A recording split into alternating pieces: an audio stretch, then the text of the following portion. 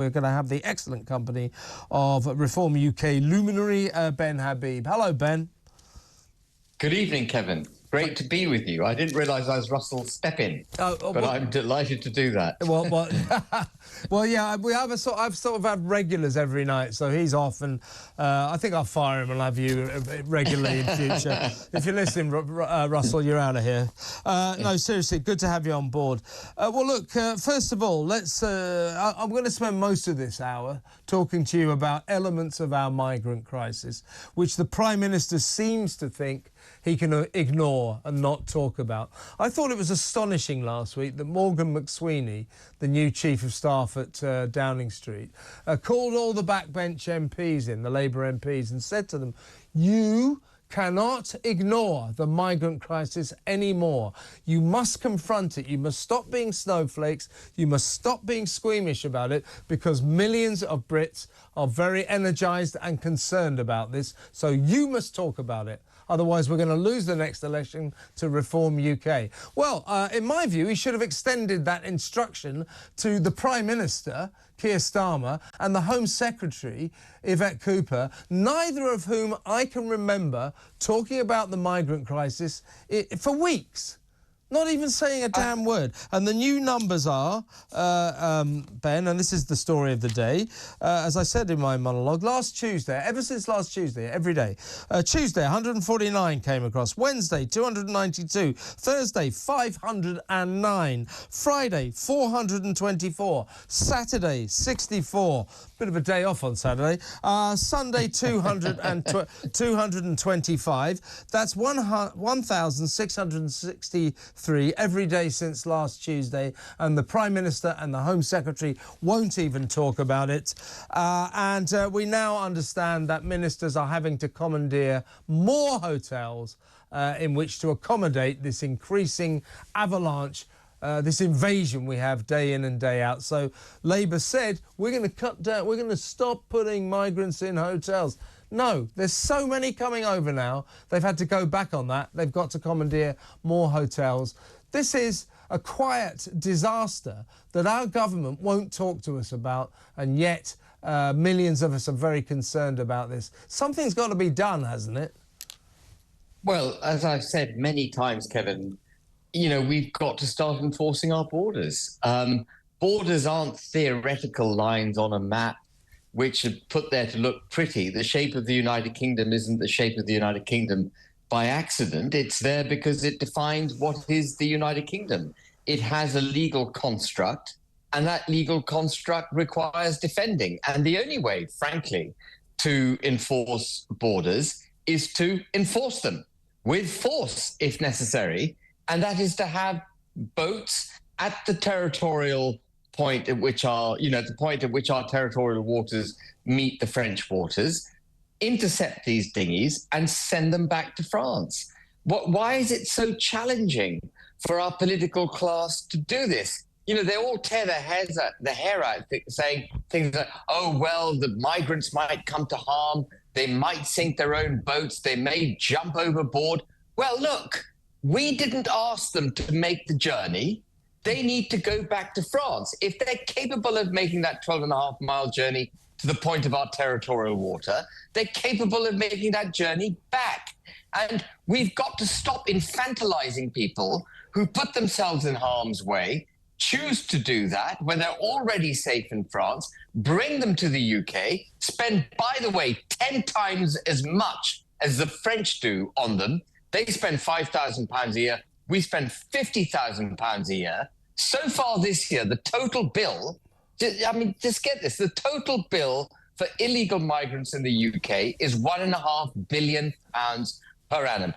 30,000 people have come to this country illegally. The average cost is £50,000 per head. That's £1.5 billion per annum. That is all the money of the elderly's fuel allowance that has been withdrawn, because they say they haven't got the money. Well, if they enforced our borders, they stopped infantilizing these people, they stopped the assault on the United Kingdom, we would have more money. And by the way, I've absolutely skirted over the threat that these people present to the United Kingdom. And I don't care what lefty loonies might have to say about the Open Border Brigade.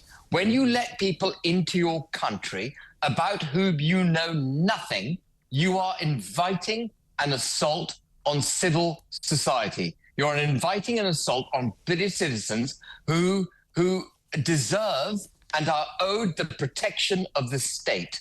Keir Starmer, and I'm afraid successive Tory governments before him, have been in dereliction of duty to the British people. Their primary obligation is to keep us safe, and they're not doing it. You're so right, Ben. That is the primary job of the government, is to keep its citizens, the residents in its country, safe.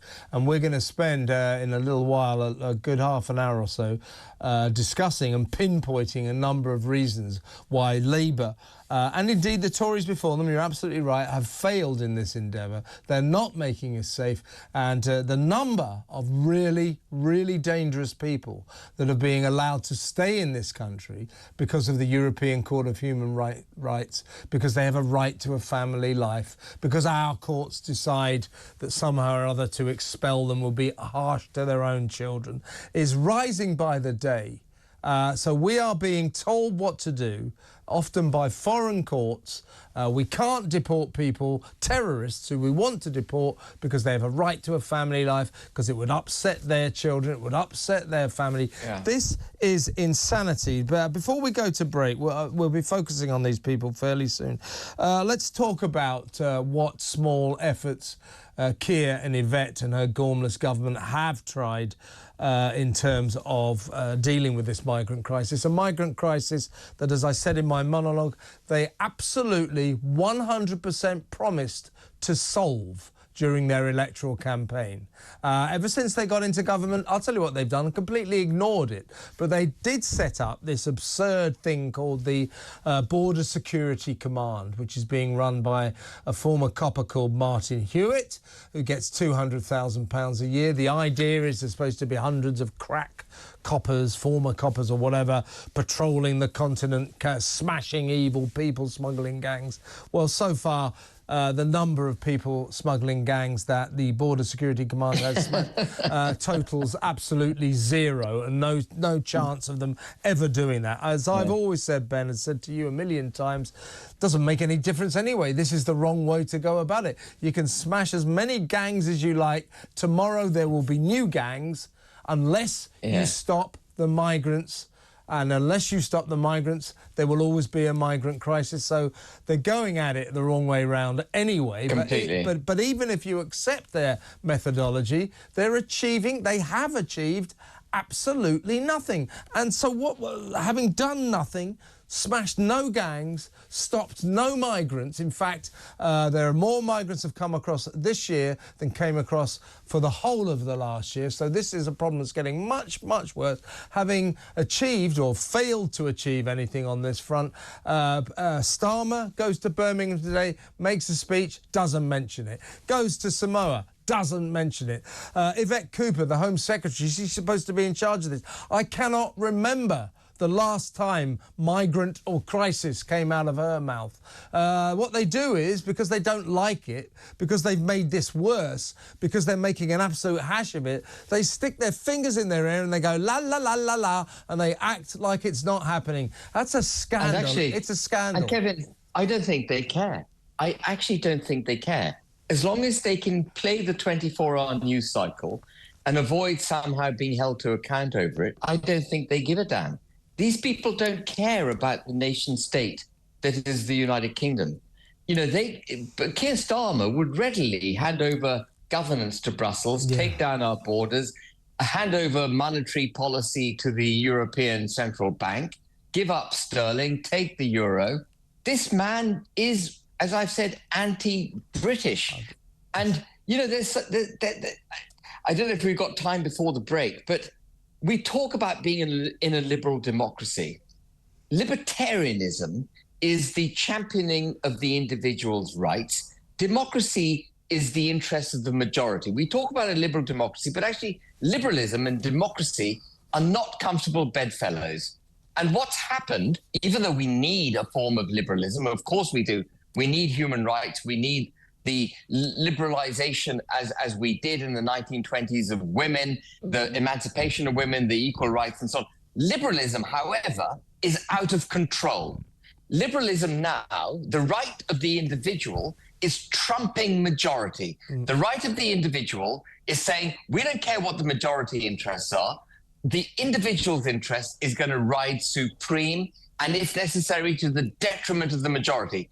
And that's why they're prepared to let migrants in, because their view is these illegal migrants who are coming in have every right, as any other individual does, to do whatever the hell they wish. And to hell with the interests of the majority. To hell with it. It's also why they struggle to define a woman, because they think in the interest of liberalism, we should be able to define ourselves as anything we want, including men defining themselves ridiculously as women. It's also why, in your monologue, you identified that school where children are being allowed to identify as animals.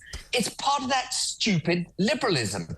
Liberalism is out of control. And this government needs to put liberalism back in a box and remember that it is the representative of the majority that matters. And the majority here are crying out for their interests to be protected, for the United Kingdom to be protected, for borders to be put back in place, and whilst we're at it, recognizing that men are men, women are women, and children need to be told what to do at school with no uncertainty. Well, you and I will talk about this a little later, because Wes Streeting has privately conceded to a group of sensible nurses that privately, personally, he believes that a person's sex is a matter of biology. Really? As if that's a revelation. Really? Oh, blimey, that's a daring viewpoint.